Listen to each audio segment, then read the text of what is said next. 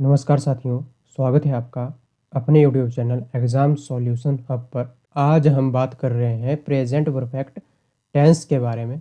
इससे पहले हमने टेंस के ऊपर 2 वीडियो अपलोड की हुई हैं, जिनमें हमने टेंस के बारे में जाना था, उसके टाइप्स के बारे में जाना था और प्रेजेंट सिंपल टेंस और प्रेजेंट कंटिन्यूस टेंस के बारे में बात की थी।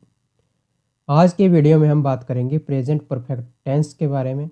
सबसे पहले हम यह जानेंगे कि हम इसकी पहचान कैसे कर सकते हैं। उसके बाद हम इसके रूल्स देखेंगे, रूल्स के बाद हम इसके यूजेस को जानेंगे और यूजेस को जानने के बाद हम इसके सेंटेंस स्ट्रक्चर को जानेंगे। तो चलिए वीडियो को शुरू करते हैं। प्रेजेंट परफेक्ट टेंस की अगर हम बात करें तो उसकी पहचान हम कर सकते हैं जिन वाक्यों के अंत में चुका है, चुकी है, चुके हैं या आ है, ए है, ई है, आए, उन्हें हम प्रेजेंट परफेक्ट टेंस कहते हैं।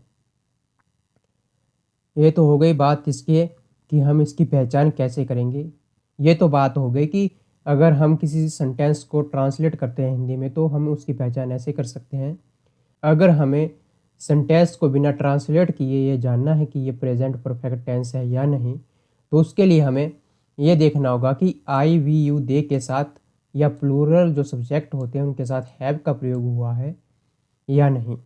अगर हैव का प्रयोग हुआ होगा और उसके साथ वर्ब की थर्ड फॉर्म होगी तो हम आइडेंटिफाई कर सकते हैं कि ये प्रेजेंट परफेक्ट टेंस है। तो चलिए अब इसके रूल्स के बारे में बात करते हैं। सबसे पहले हम देखते हैं कि इसके साथ कौन कौन सी हेल्पिंग वर्ब का यूज़ होता है। जब भी किसी सेंटेंसेस में आई वी यू दे और किसी भी प्लूरल सब्जेक्ट का प्रयोग हुआ हो तो हम उसके साथ हैव का प्रयोग करेंगे, यानी कि हेल्पिंग वर्ब जो होगी वो हैव होगी। जब भी कोई सेंटेंस ही, सी, इट और सिंगुलर सब्जेक्ट से शुरू होगा तो हम उसमें हैज़ का प्रयोग करेंगे। ये तो बात रही हेल्पिंग वर्ब के बारे में। अब हम देखते हैं कि इसमें कौन सी वर्ब का यूज़ होता है। तो इसमें हमेशा वर्ब की थर्ड फॉर्म का उपयोग होता है। जैसा कि हम इस एग्जाम्पल में देख सकते हैं, गो की जो थर्ड फॉर्म होती है वो होती है गॉन, ईट की होती है ईटन, राइट की होती है रिटन। तो जो भी थर्ड फॉर्म होती है वर्ब की उसी का प्रयोग प्रेजेंट परफेक्ट टेंस में होता है। अब आगे देखते हैं हम कि प्रेजेंट परफेक्ट टेंस के यूजेस क्या हैं। तो जो पहला रूल इसका है वो है कि रिसेंटली कंप्लीटेड एक्शन को यह दिखाता है, यानी जो कार्य अभी अभी समाप्त हुआ है। जैसा हमें एग्जाम्पल में देख सकते हैं, मैंने अभी खाना खाया है, I have just eaten food.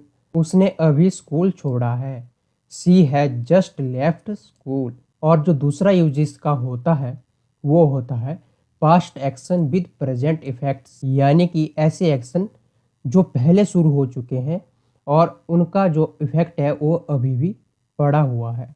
जैसा कि हम एग्जाम्पल में देख सकते हैं, मैंने यह फिल्म देखी है, I have seen this movie. उसने अपना होमवर्क पूरा कर लिया है, he has completed his homework.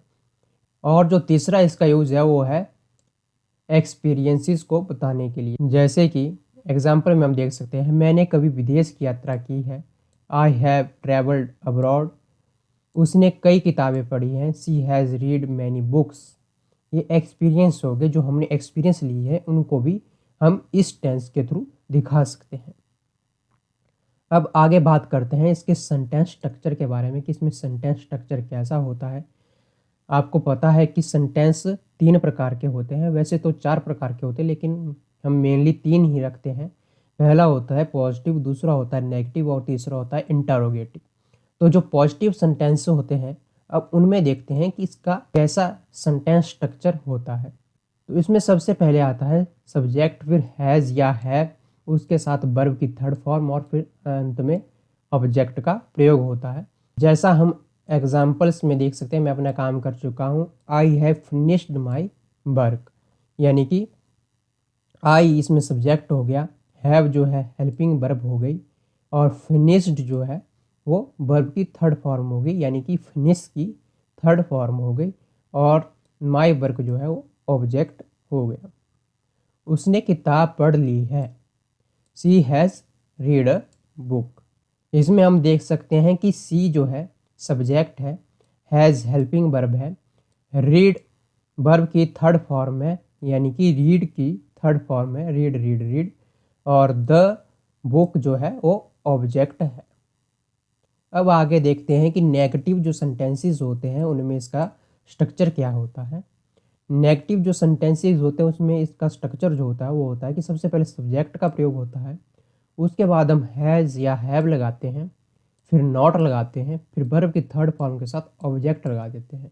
जैसा हम एग्जाम्पल में देख सकते हैं, मैं अपना काम नहीं कर चुका हूँ, I have not finished my work. देख सकते हैं कि आई जो है वो हो गया सब्जेक्ट, हैव हो गया हेल्पिंग वर्ब, नॉट का प्रयोग यहाँ पे इसलिए हुआ क्योंकि नेगेटिव सेंटेंस है इसलिए, फिनिश्ड हो गया फिनिश की third form, and my work हो गया ऑब्जेक्ट।